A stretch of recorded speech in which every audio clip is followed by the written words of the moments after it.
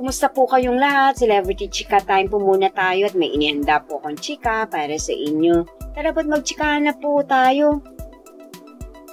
Asia's multimedia star na si Alden Richards, kanyang pinakabagong teleserye na Pulang Araw, pinagpiestahan na sa Netflix. Yes, mga makaselebrity Chika Time, ngayong araw nga po ay pinalabas na ang episode 1 ng Pulang Araw sa Netflix. At yan, ang ichichika ko po sa inyo, mga makaselebrity Chika Time.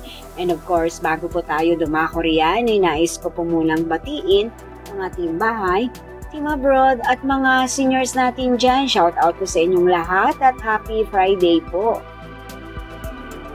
Yes po mga makaselebrity Chika Time, ngayong araw nga po ng Biyernes, July 26, ay simula na nga po mapanood ang Pulang Araw sa Netflix, na kung saan nga po ay super duper excited ang mga followers at supporters ni Alden na nag-abang para mapanood ang first episode po na ito.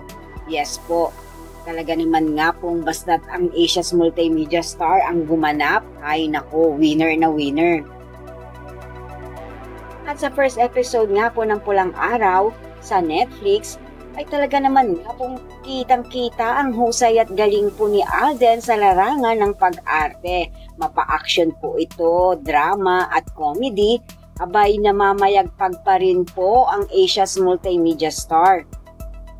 At sa first episode nga po na yan, ay talaga naman nga pong napareact ang kanyang mga followers at supporters sa husay at galing ni Alden. Samantala, panoorin po natin ang pahayag ni Alden patungkol sa kanilang teleseryeng Pulang Araw. Kagaya nga ng sinabi nilang lahat, we saw the massiveness of the story, but what really concerns me more is the effect of this in the eyes of the audience that will watch Pulang Araw. I think this is very relevant. So, tayo lahat sa family line natin, meron tayong fair share ng stories about World War II and the Japanese occupation. But hindi siya nagkaroon ng visual, kagaya nga ng sabi ni Barbs kanina, wala siyang picture sa isip nating lahat. So I think with Pulang Araw, mabibigyan natin ng buhay lahat ng kwento ng ating mga lolo't lola, yung mga World War II babies, ika nga nila.